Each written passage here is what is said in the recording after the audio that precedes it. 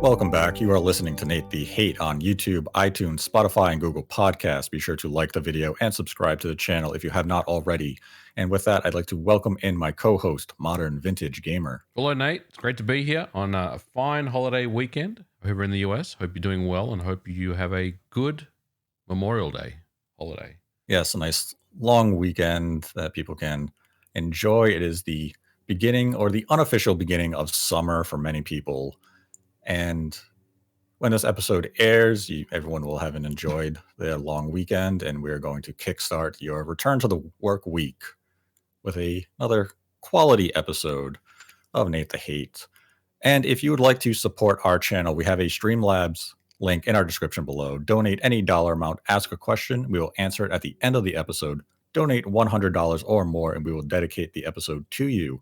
And with that, I want to start today's episode, which is going to be about the recent PlayStation showcase, which just aired a few days ago. And we wanted to marinate on our thoughts a bit, really take it in, digest it, and think about it, and not give knee-jerk reactions, because knee-jerk reactions are really not favorable to anybody. You need to really reflect, look at the show, think about what it means. Because if you just look at what the show was in terms of game quality, it's really dependent on your unique taste as a gamer of what you're walking away from that showcase with. But we want to analyze the impacts that the showcase had on Sony's 2023, 2024, and beyond, because when you look at it at a deeper level, it begins to show some concerns. Yeah, I totally agree with you. The showcase, I don't feel like it hit all the right notes that Sony was looking for. And now there's, I guess, some concern about what the next 12, 18, 24, 48 months looks like for Sony. I mean, obviously they still have a really good list of games that they're currently developing that we know about. And I'm sure there are still games that we're not familiar with that will get announced.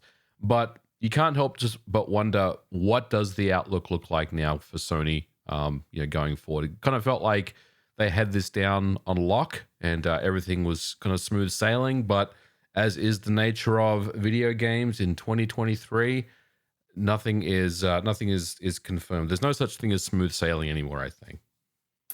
Right. And, with this particular showcase, there was definitely a lot of anticipation around it. It was the first PlayStation showcase since 2021. And at that showcase, we had seen Insomniac reveal Spider-Man 2 with a teaser trailer. We also got a first look at Wolverine, also from Insomniac. And then there was a list of third-party exclusives like Knights of the Old Republic and, a variety of other games. Deeper looks at titles like God of War Ragnarok, Gran Turismo 7, Horizon, but it gave you a good outlook Mhm. of what the PlayStation 5 and Sony were going to deliver, not only in 2021, but in 2022, and even a glimpse into 2023. So when you have your first showcase in 2 years, you have high expectations that Sony's going to continually deliver on that masterful marketing program that they have solidified over the better part of a decade. And then the showcase aired. And once it concluded, I began to think about it and I said, I didn't walk away from the showcase with any further knowledge of what Sony has in store for the PlayStation 5 Right, this year right. or moving forward, which has never been the case for Sony. I agree. And I would also add to that, Nate, and say I have further questions now. Questions I didn't have really in my mind before the showcase, which I thought that, again, I felt like that we had a good handle on what was going on. And all of a sudden, it feels like there are a lot more questions that we have to ask on this, with the Sony camp. Yeah, absolutely. And I mean, when I looked at the show, it was definitely a misfire in terms of Sony marketing. And I began to wonder why that could be. Could it be that back in 2021, when the first showcase aired, that the PlayStation 5 was still new? It was still within those first 12 months of introduction. So they want to sell you on the future. They want to sell you on hype of software that is to come. Hmm. And they want you to invest in the ecosystem then and there on the promise of, a Spider-Man 2, Wolverine, God of War Ragnarok, and all these other variety of software titles from partners as and internal partners. But now in 2023, the PlayStation 5 has hit its stride. It is selling out, Hmm. software selling well, and the Xbox is struggling. So they really don't feel that much pressure to maybe come out and say, we're going to give you a roadmap for the next 2 to 3 years. Instead, we're going to keep things closer to the chest. We're going to coast in 2023 with Spider Man 2. And maybe in the second half of the year or early 2024, we'll give you a roadmap further highlighting titles that are coming out in that calendar year and maybe give you a glimpse into 2025. But the showcase just didn't give us an answer to any of that. It did give us an answer to what Sony has planned for the second half of 2023, which is primarily Spider Man Yep, 2. one first party game. That's it. Yeah, and it matches the trend of what we've seen Sony do in 2023. They've had a very light year in terms of first party releases. And if you want to lean on third party partners to flesh out your schedule, by all means do that. The PlayStation 5 has a number of major exclusives coming out in just a couple of weeks with Final Fantasy 16, and they can survive on that. They've also have marketing deals on titles like Street Fighter 6, Right. and that's how they're going to survive this year. And I use the term survive very, loosely there. They're doing far beyond surviving. They're thriving. Hmm. But the showcase was not the show it needed to be if you want to show promise and excitement for your brand. Yeah. As you mentioned, you have a lot more questions as to what is happening at Sony and the PlayStation 5, and that's not how you want to conclude the showcase. If anything, and I hate to use this as a comparison point, the showcase felt as though it was a Microsoft event. Yeah, that's an interesting way to put it. I didn't feel like it was a Microsoft event, but I also understand what you're trying to say there. In other words, there was a lot of third party presence. There wasn't really much first party representation. It felt like some of this stuff could have been a Twitter drop, at best. Some of the announcements, and then you have to wonder, was there really enough meat on the bone to put a show together in the first place? Now, look, I think there probably was, because Final Fantasy 16, yes, we know it's coming. We know about the Resident Evil 4 PSVR 2 stuff, but I think there was enough there, to at least, I think, for a showcase, everyone kind of walked away feeling good about something. Like, whether the show itself was kind of mid overall, I still feel strongly that everyone that watched the show kind of felt like, yeah, that was a cool announcement. I like that. I'm happy with that. So I guess there probably needed to be a show, but I also felt like, you're right, it wasn't a typical Sony showcase that we're kind of used to, where they basically just, show us what they're working on, whether they are vertical slices or whether they are quick early looks or full gameplay trailers and whatnot. None of that was really there until the very end. And look, when the show started, Nate, hindsight is 2020, of course, but when Spider-Man didn't open the show, I immediately was on high alert that this may not go the way that I think it's going to go. And it kind of didn't really. But for me, I think, the only, well, one of the saving graces of the show was MGS3, even that was just an early look at something, And I think, again, that's just the difficult part that Sony has to figure out going forward with, any potential showcases going forward. They have to take a look at this and really think about, a way to present and be more transparent with their, audience as to what they're working on for their first parties. Yeah, and that's what really stood out to me is that when we just look at the showcase histories, is that Sony hasn't been reluctant in announcing games 2 or 3 Right. years in advance of release. Yeah, they almost are known for it. Like, you watch something this year and you just know that it's coming next year.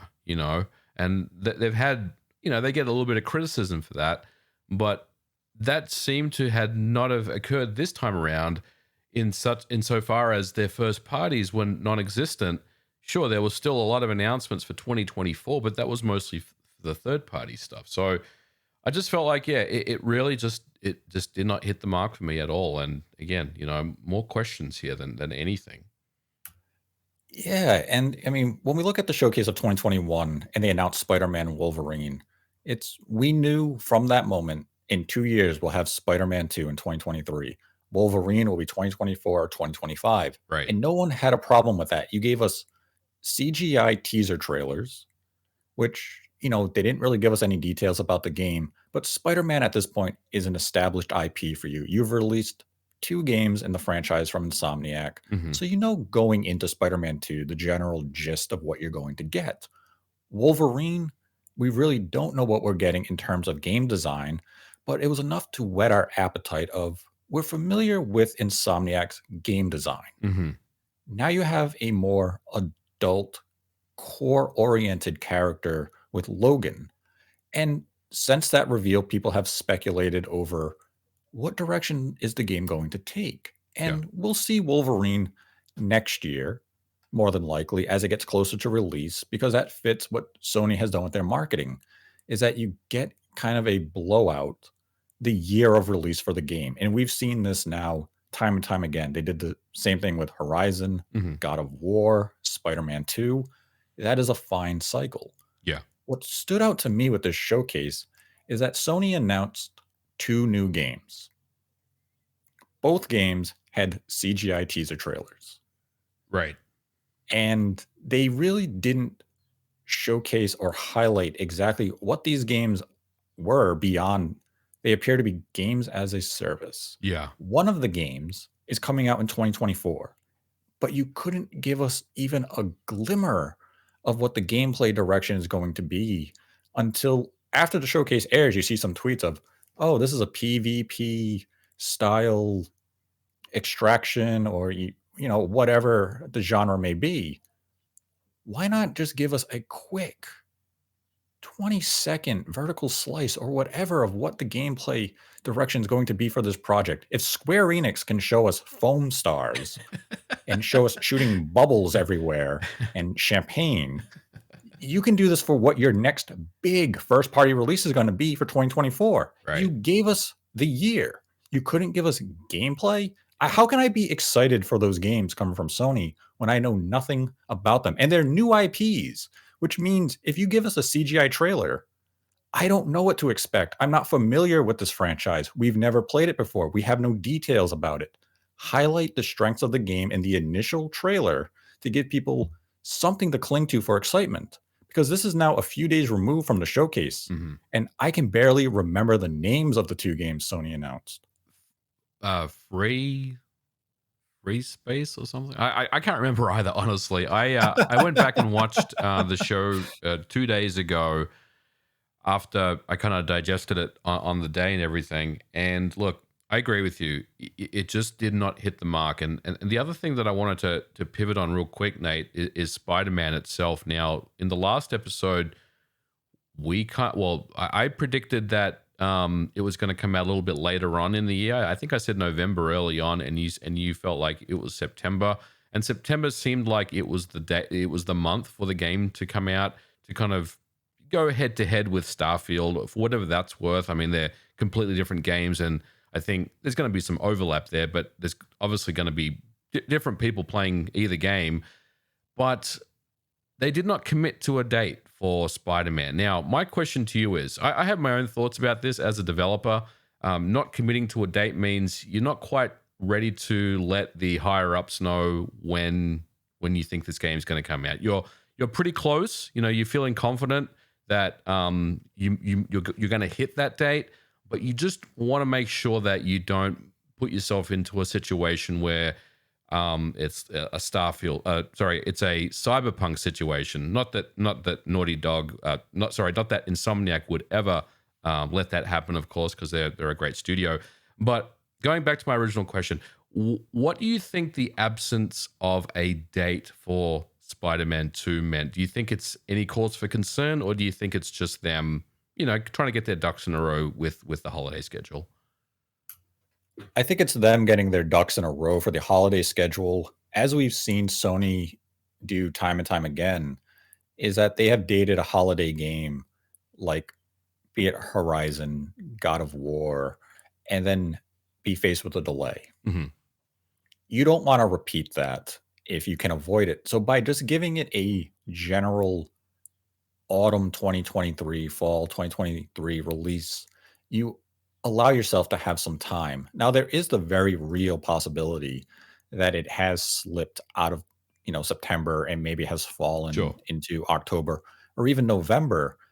And depending on what Sony's internal scheduling was looking like, let's say last month, if in any form The Last of Us Factions was originally penciled in for a holiday 2023 release, all of a sudden that's no longer there. And you might be saying, well, we have to fill that void. Spider Man 2 is ready. Can we afford to, push it a couple of months, get huge holiday sales with that game instead of launching it in September and then having that vacancy come November and you just, you shuffle around the release schedule a little bit.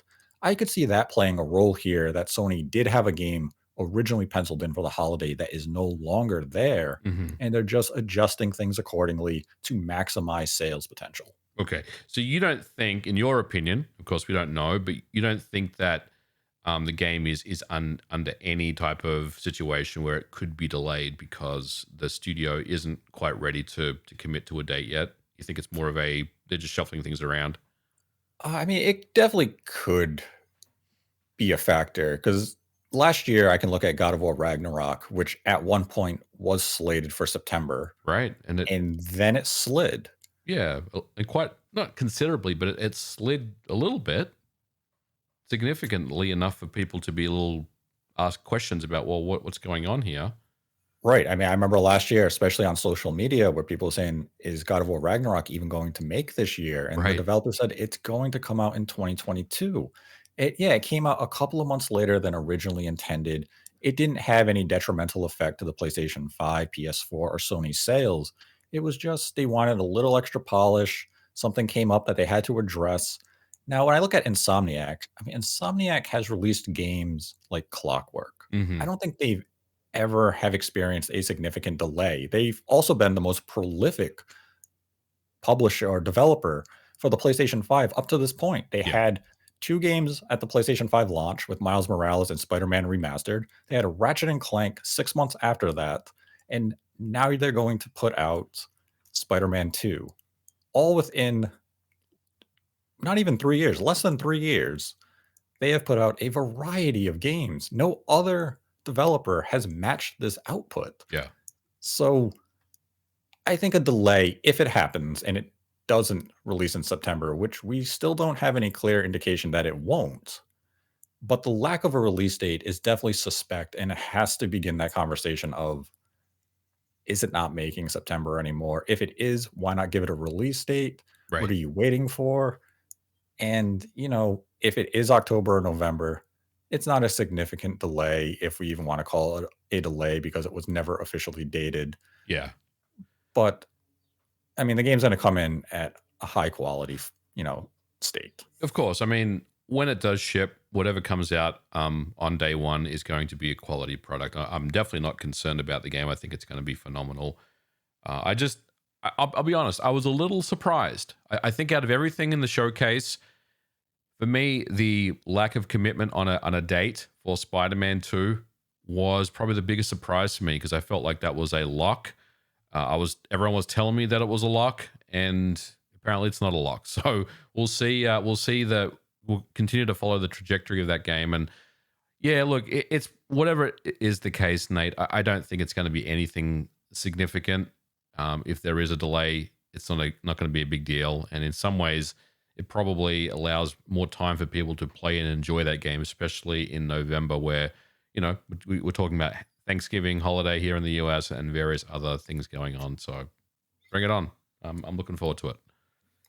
Yeah, absolutely. I mean, that was just one of those incidents with this showcase of what's happening here. Yeah. And I wanna go back to, that lack of presence from Sony's first parties, where you just had those 2 new announcements, the CGI teaser trailers, and Then you had follow-ups where you had tweets from individuals within the industry saying, "Well, I saw stuff that could have been at the show and it didn't make an appearance." Fair game. Now, That was one of yeah, the yeah. I just wanted to remind that's you of the right. name of the game. I said Free Space, which is a Descent game, by the way. So, And the curious thing is, yeah, Sony has a lot of internal studios. You have Sucker Punch working on Ghost of Tsushima 2. You have Naughty Dog working on a single player game. mhm. You have Sony Santa Monica with Corey working on a brand new game. We know a Twisted Metal is in development. You have a variety of other studios who could have announced their games in a CGI form, and it would have led to hype. Like, let's say, had Sucker Punch come out and just given a general CGI teaser trailer of Ghost of Tsushima 2. Mhm. In the same vein as the other two games, or even as Metal Gear Solid 3, because it is now an established franchise, Right. it would get a hyped reaction. 100%. And you're absolutely right. Anything that they would have announced from their first party that they know that their studios are working on, or because the studios have not really said anything for the last couple of years, and we talked about quite a few of them last week. We mentioned Housemark, we mentioned Bend, we mentioned Sony Santa Monica, and various other studios that we felt like we would hear from, right?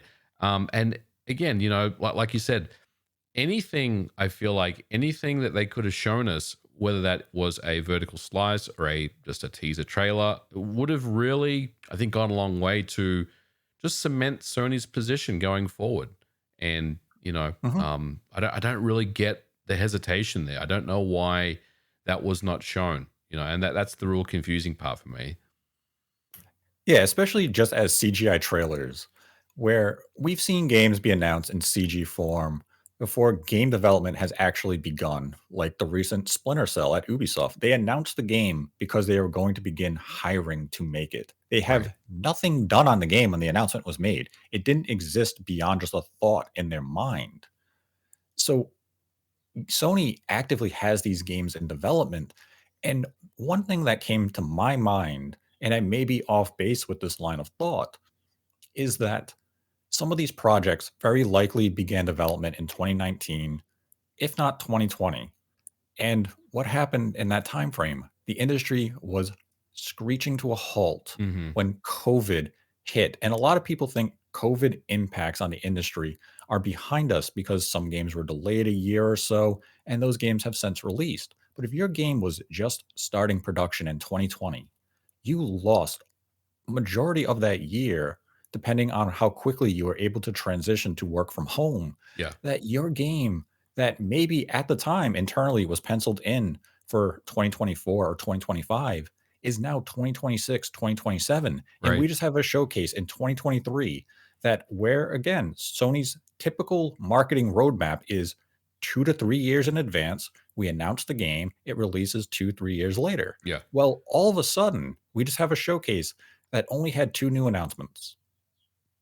What Yeah. are the chances that Right. this lull is because of COVID impacts and Sony is kinda sitting there saying, "Our next major release is, 3 years out. We don't want to announce it in 2023. We'd rather announce it in 2024, compress that time of announcement to release a little bit to, maximize that hype and interest level. We could have announced them now, Hmm. but that gap until release is still quite significant." Look, I know our audience is going to hate, and not really listen to us when we mention this, because COVID, the COVID thing has been talked about so many times before. Here's what I'm going to say. I'm not sure if this take is 100%, but I feel strongly about it. And that is, not only has COVID affected the industry and we're continuing to feel those effects, like you said, I feel like in some ways the industry has forever changed after COVID. There's so many things that are done differently now, and I'm talking about things like a lot of workplaces are more accepting to remote work. Working from home. A lot of employees don't want to go into an office. They want to be more selective about where they work, right? And there's also the other side of this where I feel like, and my timeline may be a little incorrect, so bear with me here, but I feel like when COVID started was really when the PS5 and the Xbox Series consoles were also getting started, right? And I feel like there's a lot of knowledge, a lot of developer knowledge that was not really, picked up as quickly as we'll say the previous generation because of the the effects of COVID, the literal effects where you know people couldn't come into the office or people didn't have access to documentation or they couldn't collaborate with their leaders and they couldn't get information quickly enough, right? So I feel like the industry is still probably like 18 months behind where it should be this generation. And I don't know if that's an accurate thing to say as far as the timeline, but one thing that I think everyone can agree on is that yes, COVID absolutely has really just kind of decimated the first couple of years of this generation. And we're slowly starting to get back to some semblance of a more kind of traditional schedule of releases. But like I said, Nate, I don't believe we'll ever get back to the way it used to be. I think the industry, and not just this industry, but many industries out there have been forever changed due to COVID, and I think that's just the facts. Hmm. And I mean, that's the thing is that up to this point, Sony has been firing on all cylinders. They haven't had that software lull Right. that we've seen, Microsoft suffer from for this generation. They also had the And PS4 to fall back on, and I think that's important, right? Now we're talking about PS5 exclusive games, and I think that's where things have shifted for them, and it's been a lot more difficult for them because they've always had the ability to spin up a PS4 version of a game, and I think that's worked well for them. Now they're kind of in this new kind of territory where they're trying to figure out the landscape as they're going along, and they're not really. I don't want to say they're not succeeding. They are succeeding because the PS5 is doing very well for them, but they're not firing on all cylinders yet. I think they have a lot more work to do. you see that observation, I think, kind of reinforces the idea of COVID potentially creating this lull Right. because, as you mentioned, they had those PS4 games to fall back on. Now, if internally they were projecting supporting the PlayStation 4 up to 2022 because, with God of War and such, now those PS5 exclusives, they would have begun production around 2019 for releases in 2023, 2024, 2025. You lost significant amount of time due to the impacts of COVID, and now this lull, this software vacancy is created. And yeah, we're still going to get a couple of releases from Sony in 2024 and 2025, but it's not going to match that output that we've seen from them from 2020 up till now. And you're not going to have maybe those megaton AAA first party releases. We'll eventually get to them because the games do have to come out, Hmm. but we might now be hitting that rough stretch, that growing pain that it seems as though Microsoft went through in the early days and maybe are finally going to be coming out of it when Starfield comes to market and then you have Hellblade 2, Avowed, and other projects coming out on the Xbox Series. We will see if that's the case with the Xbox Showcase in just a couple of weeks. But Sony may now be hitting those growing pains that other companies have already been dealing with. I want to talk quickly about PSVR 2 as well, because that was obviously a part of the show. And I think that also fits into what we're saying. But did you have anything to add about PSVR 2? Obviously, last week we said that Sony needs a big game at this showcase to really kind of get people on board with VR 2. We said Half-Life Alex. Obviously, I don't know. I mean, I didn't even know if that game even exists, Nate. Let's be honest. It wasn't there, and we kind of felt like it wasn't going to be there. And we also said if it wasn't going to be there, then we can stop talking about it because it just doesn't exist. And I think that's fair to say. However, with that all said, what did you think about the VR2 stuff at the showcase? And are you concerned about the future of VR2 as well, PSVR2? I am concerned about the future of PlayStation VR 2. I mean, you had some great new looks at some VR games. Resident Evil 4 VR looks, Looks great. phenomenal. Yep.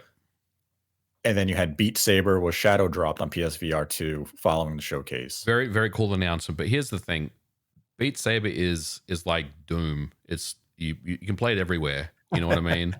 So we kind of knew that was coming, even though we didn't know it was going to get shadow dropped.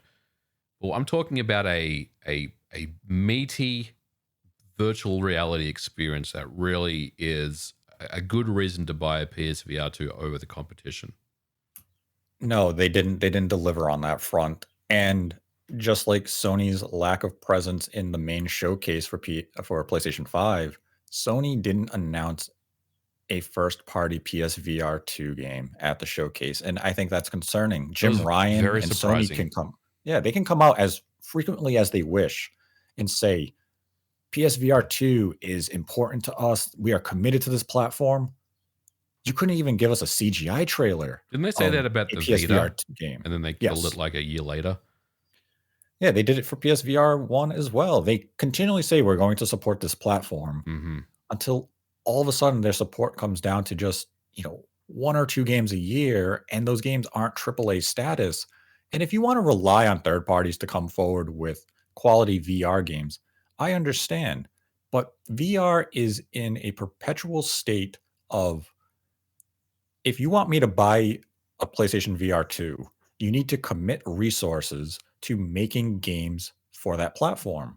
Yeah. But I can't commit the resources to those games if there's no install base on that platform. Right.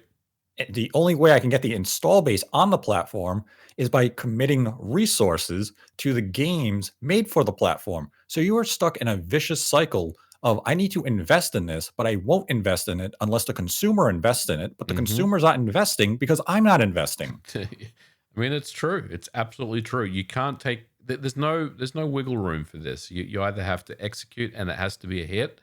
You have to really kind of bank on the fact that it's going to do well, or you kind of do the dance, like you said. And that's the difficult part with VR too. It's always been very difficult to market virtual reality to people because you have to experience it one on one. You have to have that personal kind of connection with virtual reality. If you try to just watch a screen with a game that is supposedly running in a VR headset, it's not going to have the same impact. And those people that have used VR obviously have a feeling about how cool it would be to be immersed in a world like that. But a lot of people that are kind of heard about VR and they maybe want to try it out, or they're thinking about it, it's not going to connect with them at all. And that's always been the difficult part, I feel.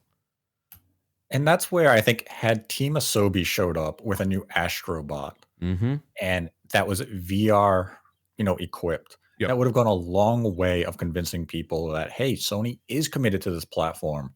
But when Sony doesn't show up to their own showcase where they said, hey, we're going to show you the future about PSVR 2, and they don't have a game to sell us on, and they just lean on Resident Evil 4 VR, which is going to be a quality VR experience, I have no question in that. It just makes me question, what is the future of this platform? And we're a few months out from launch, and there's just not that much incentive to be excited about it. Now, maybe this changes. Maybe Summer Games Fest, you have third parties come out and announce PSVR 2 versions of some upcoming games. But So this showcase didn't deliver on I, that front at I've all. thought about this, right? I've thought about Summer Games Fest and whether Sony has, I don't want to say defaulted, but they've given Keeley a couple of nuggets, that they were potentially going to have at their showcase. Because I've heard some people say that may happen, right? Do you think that Sony would want to do that with Jeff Keighley and Summer Games Fest? Like, I could see a scenario where Keighley would basically offer Sony a really good slot on Summer Games Fest to kind of try before you buy, if you will. Put one of your games on my show and let's see how the audience participation is, and the analytics and all that stuff, the likes and dislikes, and the geometric telemetric data and everything about how well Sony's presentation was at Summer Games Fest. And then he can go back to Sony and say, hey, look, you guys did really well. You got some really good engagement on this. let's talk about next year. Do you think that scenario is likely, or do you think Sony? And I kind of lean this way. I feel like Sony wants to control everything, and they're not Nintendo controlling, but they're kind of in the middle between of Xbox and Nintendo, I will say, and they want to control their own stuff. And that's how I feel. But do you think there is a universe where Keighley could potentially have gotten a couple of deals with Sony that we'll see at SGF this year?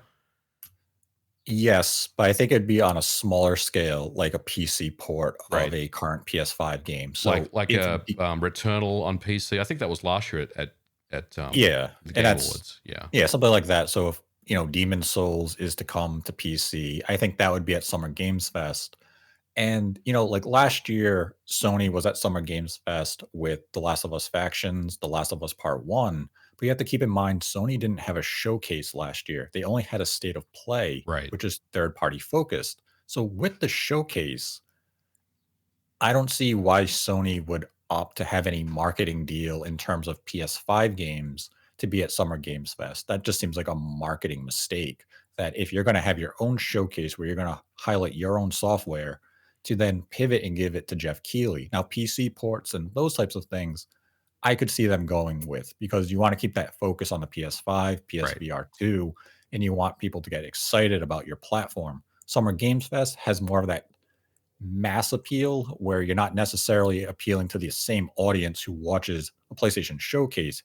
It has more of that casual interest. So if you announce some PC ports, it's going to reach a larger audience there. And I could see Jeff, you know, asking Sony or whomever to get that type of deal and trailer drop there because it helps his show generate some hype.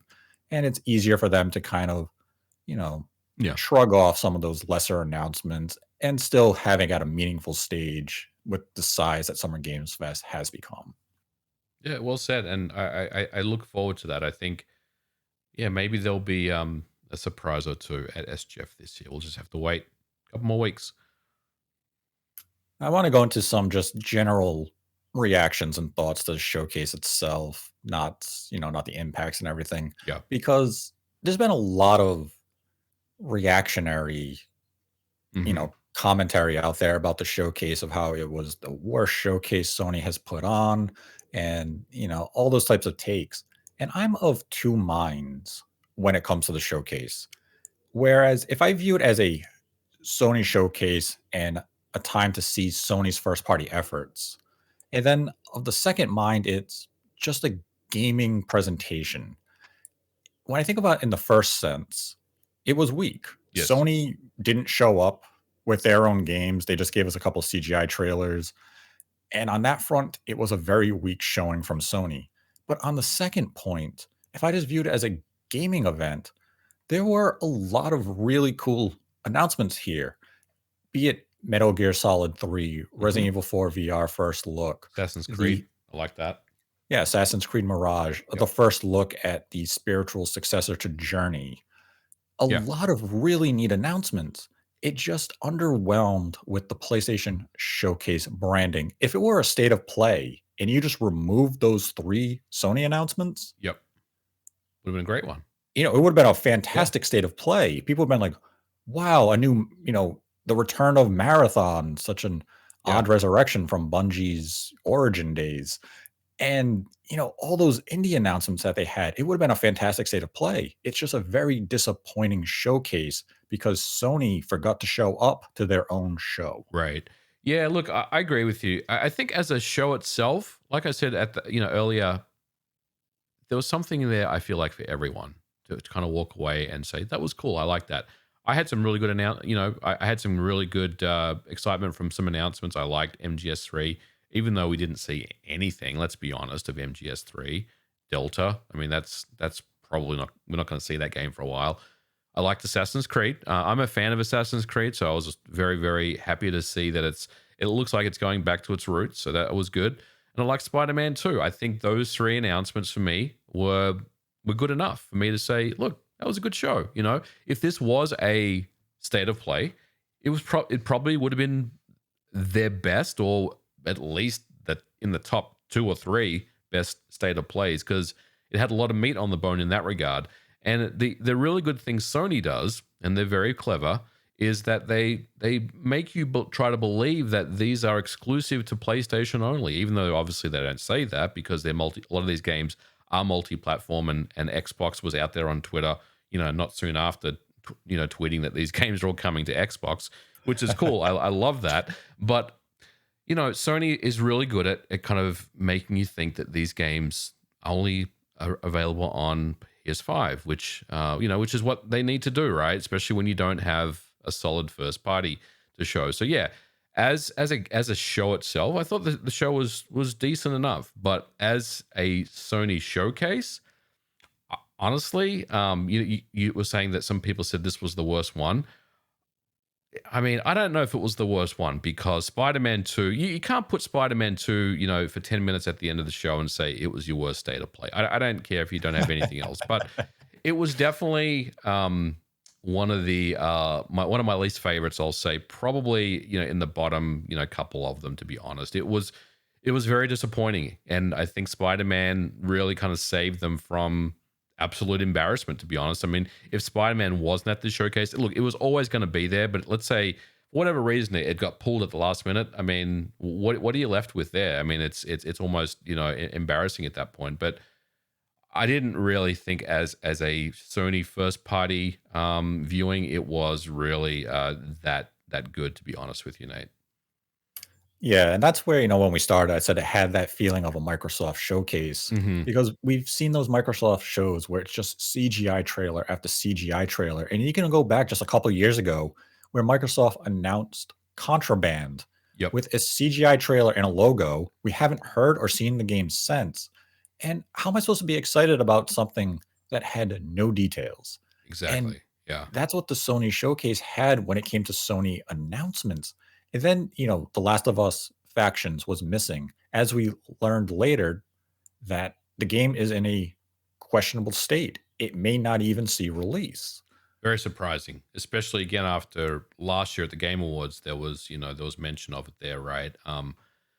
Yeah, very surprising to hear that, and it sounds like the game may never see the light of day. It's still being figured out, and I think Jason Schreier reported on it that basically the team that's on it has been reduced to only a handful of people now and stuff like that. So it doesn't sound good for that game, for Factions 2, unfortunately.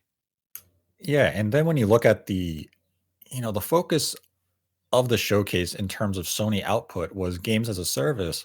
When you follow up that Factions is in a rough state and you announce two additional games as a service, you begin to really wonder, is this payoff going to be substantial for Sony at the end of the day, or are we just looking at a dozen games that they have internally projected to be games as a service may not even come to market, or if they do come to market, only have a shelf life of maybe 6 to 10 months, and then their servers are shut down? Is this just a wasted capital investment for Sony? We'll find out as the years and months advance. Well, so I've thought about this a little bit, and look, no rich company ever wants to lose money, right? And I'm not suggesting Sony is interested in doing that, but I am curious about this live service stuff because part of me feels like they started chasing trends a few years ago, and now we're at this point where it's not as sexy to gamers. It's not as exciting as it used to be. There's been obviously a lot of turmoil in the live service kind of market with video games, especially in the last 2 years. We've seen a lot of non-starters. We've seen games literally get closed down after a month. We've seen games like Babylon's Fall. We've seen the good and the absolute worst of live service games. Do you think it's possible that Sony is internally working on a bunch of them and they're of the mindset of, we just need one of these to be an absolute smash hit and we're good. We've already made our money back. Do you think that's something that Sony would do? And I'm not picking on Sony specifically, but do you think that's something a video game hardware maker and publisher would do that has billions of dollars in the bank, that they would, basically try a bunch of different things and see if something actually works? Or do you think it's really more a case of they were basically just chasing trends, and we're starting to see kind of the results of those chasing trends chasings that they were doing. I think they're chasing a trend, a couple years late to the trend. But when I look at, Haven's game, it feels as though this was a trend from a couple of years ago. Sony's coming a little late to the party with it. Marathon, Yeah. it feels as though that's another game that is chasing a trend and it's going to show up late. Now that has Bungie at the helm. Bungie is talented at what they do. If there's any company who can launch a games as a service, maybe in a weak state, but get it into relevance, it's Bungie. We've Hmm. seen it, we've seen what they've done with Destiny and Destiny 2. So, Marathon has tons of potential regardless of how it launches. But I don't know if Sony would want to invest years of time and man hours and manpower into projects that may never come, you know, to Yeah. light or do release and then are shut down within the first year. And the fact that The Last of Us Factions may not release, I think says a lot about Sony's analytics and their estimation of games as a service is that they're willing to look at something that has had years of development time at one of their prestigious studios of Naughty Dog and have Bungie go in, evaluate it, and then come out and say, we're cutting the amount of people on the team Hmm. and we're going to evaluate this again at a later date. And if it's still not up to par, we're Yeah. going to shelf it. And we can just look at very recently you had Deviation that was making a triple A games as a service for Sony, where they have now let go of what was in the area, 50% of their staff, and the Yeah. game is very likely canceled. So if anything, Sony's is making those initial investments. But when it comes time to check in on them, if it's not up to par, they're going to eat lost cost and say, we're canceling the project. You're going to something else because we can't fund this any further. We're not willing to take that risk of putting it on the market and having to shut it down. We'd rather just eat the loss and move on to something that we know can sell, even if it's not going to release for another 5 or 6 years. Yeah, and I think the other thing that I want to say, as far as the overall vibe of the showcase, was the doors open for Xbox. You know, we kind of, I want to say we wrote Xbox off, a month ago, but I think Xbox was probably at their lowest point, over the last few weeks with Redfall and the CMA business and all that stuff that was going on for a long, long time. And it almost felt like, the year was a write off for Xbox this year. There was really nothing to look forward to.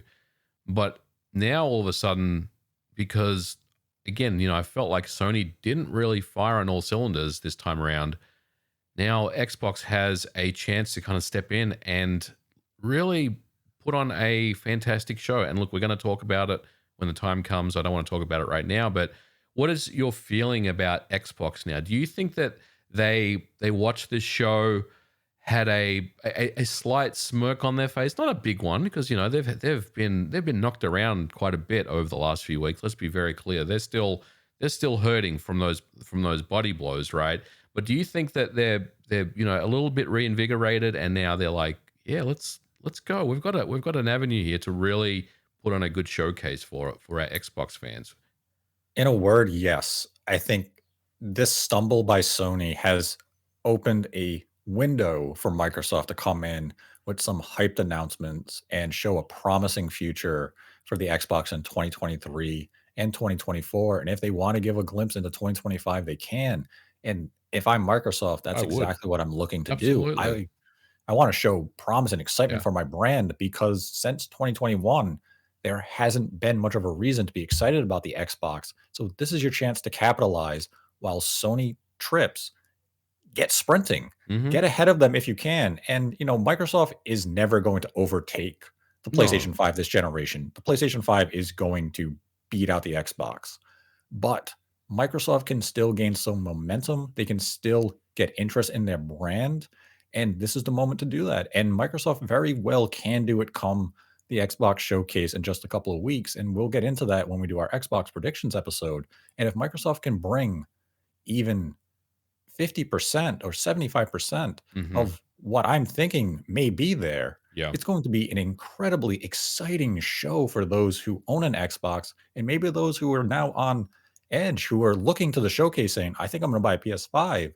let me see what the showcase has. They watched the showcase and said, okay, but what's after Spider-Man 2? I don't know. Here comes Microsoft with, hey, here's Starfield, Yeah. and this is what's coming after this.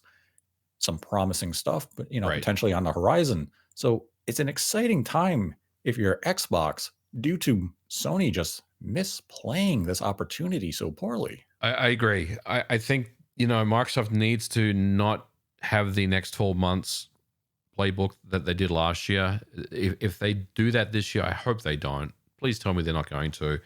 Um, then they really need to show us what the next few years look like, because Sony hasn't. And like you said, even if it's a vertical slice, a trailer, a tease, whatever, if we see more Fable footage, we see some early gameplay, or maybe we see some Perfect Dark, maybe a level of that game, just a slice, right? We know that those games aren't coming out this year, probably not next year, maybe next year, we don't know yet. But if you can get your audience and potentially get those gamers that watch the Sony showcase and were like, I don't know what's coming after Spider-Man 2, like you said. But all of a sudden, you've got a roadmap of games such as Perfect Dark, Fable, Forza, Hellblade 2, Avowed. All of a sudden, Microsoft and Game Pass looks a lot more attractive than it did, when Redfall released, about a month ago. Yeah, I mean, I think that's the big thing for Microsoft going into their showcase is that they just need to show a very promising future. And, I think they will. And, at the same time, I do wonder that let's say Sony intentionally held back some announcements at this, showcase for whatever reason it be. Do you think that's true? Let's. I'm gonna ask you the question, because there have been some articles about this that for whatever reason Sony didn't show their entire hand. And look, in one way, you could say, of course they didn't, because they're literally in the lab. Their studios are in the labs working on stuff that we have no knowledge about, because it's all still under wraps, right? So of course they do. But with that said, did they have a showcase planned and then kind of, I don't want to say at the last minute, but at some point during this process, they decided to hold a couple of things back? The only way I think that has any truth is if Sony is planning a late showcase in the second half of 2023 and they said, you know what? I want our focus on this particular showcase to be Spider-Man 2. Once we get closer to release or after release, we'll do that secondary showcase where we'll further show some of the points on our roadmap for 2024 and early 2025, where we can show you a trailer for Ghost of Tsushima 2. We can show you Corey's game at Sony Santa Monica. We can show you what this studio and this studio and all these other studios are up to. That's the only way it would make any logistical sense to me, because otherwise, why would I say, hey, all these other companies are ready to announce their games, but no, we're not going to let you? That Yeah. doesn't make sense. You could have a blowout, but you chose to play things conservatively for what reason? And the only reason I would think is a secondary show, or you're just so overly confident in your brand right now Mm-hmm. that you looked to Spider-Man 2 as your holiday release and said, we don't need to do anything else right now. We are coasting and we're going to enjoy our victory for the remainder of the calendar year. And come this time next year, we'll detail our lineup with, further announcements. But until then, we have no pressure and there's no sense of urgency to really step out. So let's play things conservative because, Microsoft hasn't put pressure on us. So let's enjoy, let the developers continue to work on their game. And if we reveal it 6 months ahead of release, hey, we're all happy with that. Consumers may be a little upset, but hey, we're making a lot of money and we're selling a lot of consoles. So why not enjoy it? Do you think there'll be pressure on Sony if, number one, Xbox has a good showcase, it hits the mark, we see some, we talk that they mentioned surprises and some announcements and stuff that we already know about, plus the ABK appeal goes through and Microsoft gets the deal? Do you think if those two things happen, Sony will feel the pressure at that point? Because I think they will. I think they would feel a bit more pressure. Like, had the ABK deal gone through, then maybe we would have seen a couple more CG announcements from Sony and their Hmm. internal partners of what is to come, only to counteract that major get from Microsoft. Right. And, like, again, that kind of plays into that role of there's no sense of urgency. They don't have to do anything to win right now. They're Yeah. up by 5 touchdowns, Hmm. and we're entering the 4th quarter. Unless Microsoft comes in as Tom Brady against the Atlanta Falcons, Sony's winning the Super Bowl. Yeah. And right now, Microsoft has fumbled the ball time and time again. So there's really no concern that they're going to come in and throw 4 touchdowns in 5 minutes. And, even at the Xbox showcase, even if they did, it's not going to put any hamper on Sony's momentum right now. Spider-Man 2 is going to be one of the top selling games of the year. You have Final Fantasy 16 coming up soon. Sony just has a lot of energy on their side. And yeah, the showcase definitely dampened things a bit, but people are still excited just about the PlayStation 5 in general. But it's just that missed opportunity of showing more promise of what is to come. And the fact that we don't know what else is coming from Sony's internal studios now than we did a month ago is just a really disappointing, Yeah. you know, play out. You would have thought we would have known half a dozen new games coming from Sony's internal partners at this point following the showcase. And all we know is 2 other games that we have no details on beyond that they're games as a service. And I mean, frankly, I don't have that much interest in them at this point in time because those trailers, didn't give me a reason to have interest in them. Hmm. But What is your letter grade for the show? I don't even know if I can give it a letter grade. I'm going to give it a C plus. See, that's the thing. Like, I can't give it a letter grade because if I view it as that Sony showcase, as we touched on earlier, it probably is a C. Well, If I that's just view it as a state of play without those Sony games, I'm probably coming in with a B well. plus. Here's another way to look at it. It's a Sony showcase because that's what they called it. If they didn't want to call it that, they would have called it a state of play. So Sony set the True. rules here. They set the rules. So you got to take it on the rules that were set. It's a showcase. So I'm going to take your C as your result because I think that's fair. Yeah. I think a C is about right. It was a mid showcase. It was Spider-Man 2 saved it. yeah. Otherwise, it would have been a disaster. Yeah, it's a mid showcase. Spider-Man 2 was the savior. A lot of fantastic indie announcements, some cool looks from third party games. Sony's presence was basically meaningless. It didn't prove any value of being there. And when you weigh that in, yeah, it comes in C minus, a C. And, we've been harsh on Xbox shows that have had only CG trailers. And if they Hmm. repeat that in a couple of weeks, Yeah.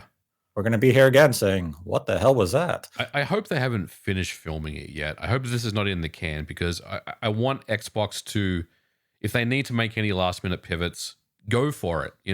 Don't settle on what you have. Like you need to draw the strengths of your brand and expose the weakness of the competition. And I think if you go ahead and make any adjustments that you feel are necessary to make this one of the best ever Xbox showcases, then do it. Don't hesitate because I think this is yours for the taking, Xbox. So go for it. Hopefully we'll see that happen. But we'll have to wait and see because Xbox is a little shaky as well. I don't feel like they're, I mean, I'm confident that Xbox is going to have a good show, but it's Xbox. They've stumbled, like you said, they've fumbled the ball many times this year. They could fumble again. We'll have to wait and see. And that's the thing is that they do fumble the ball. And, all of a sudden Microsoft comes in at their showcase and they only show Starfield and Forza. And they just Yep. like, oh, yeah, Yeah, if they don't you'll show see the rest of our stuff at a later date. exactly, if they show Starfield and they show us Forza, and be a little wishy washy on the date, they say early 2024, let's say, right?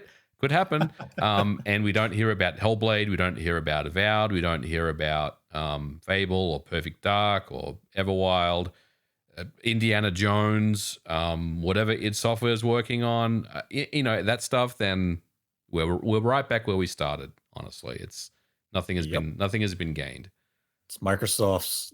This is their opportunity to do something, and we'll find out in a couple of weeks. And We'll give our Microsoft, predictions too. So if you're listening, I know I have friends at Xbox. If you have a little spot about Redfall getting a 60 FPS patch and you think that is a cool announcement for the show, yank it out right now because it's not. Just drop that on Twitter. It will make people a lot happier. You're They're welcome. like, we have an hour worth of new announcements. 10 minutes. Here's Redfall at 60 If FPS. there's any Redfall at this show, then help us. God help us. Yeah, pull it. We don't need to say, here it is, guys. Pull it. No, just, Come and just talk put to it me. on Twitter. I will give you free advice on what I think is good pacing. Redfall should not be a part of your plans. Damn. And on that very dark note, we go to the Streamlabs questions. And our first question for the week comes from Late for Arrival, who donated $1 and writes, what is one franchise that is universally acclaimed that didn't connect with you and why? Ooh. Mine is The Last of Us. I didn't connect with the gameplay mechanics, the overall darkness of the game, and the overall heaviness of the story. I can definitely see that. I did connect with The Last of Us. I'm trying to think of one for myself, and I can't think of anything. Nate, go ahead, and I'll come up with something that I think. I want to say Borderlands, but I didn't really care that much about Borderlands anyway. I don't feel like, but it was, a lot of people did like that series, of course. I feel like I could probably, if we're just talking about a franchise in general, not specifically related to gaming, it's Star Wars. Oh yeah, we've talked about this. Yeah, I don't care about Star Wars. I don't care about Star Wars games. I will never care about anything relating to Star Wars. I'm sorry. People can say, "Oh, you got to play this new Star Wars game." I don't care. Yeah, I think I have mine. I realize it's staring at me in the face. It's Pokemon. It's always been Pokemon, and I get it. I kind of grew up a little older in that generation of people that started playing Pokemon on the old systems and stuff. But I've never really connected with that series, and based on the latest bunch of games and that Game Freak and Nintendo have brought out, I don't feel like I'm missing out on anything. We then had a $1 donation from Jackie G. How closely linked do you think the release of Tears of the Kingdom and the launch of the next Nintendo hardware were behind the scenes? If the game released in 2022, would new hardware be closer to release now than in reality, or is it just convenient? I love how he said the word linked in there, by the way. I caught that, Jackie G. I don't think there was really any connection between the two. I think Tears of the Kingdom was always developed for Switch in mind, and had Nintendo come out with a pro style revision, then yeah, the game would have taken advantage of any benefits that hardware would have had. But in terms of the successor hardware, it's always been independent. That is the last Streamlabs question for this week. If you'd like to support the channel, we have a Streamlabs link in the description below. Donate any dollar amount, ask a question. We will answer it at the end of the episode. Donate $100 or more, and we will dedicate the episode to you. And with that, I'd like to thank MVG for joining me as always. Always a pleasure, Nate. Thanks for having me on. It was a lot of fun. And let us know your thoughts on the Sony showcase and the impacts the showcase had on 2023 and 2024. If you think COVID had any impact on the announcements made, and any general thoughts you had on the showcase in the comment section below.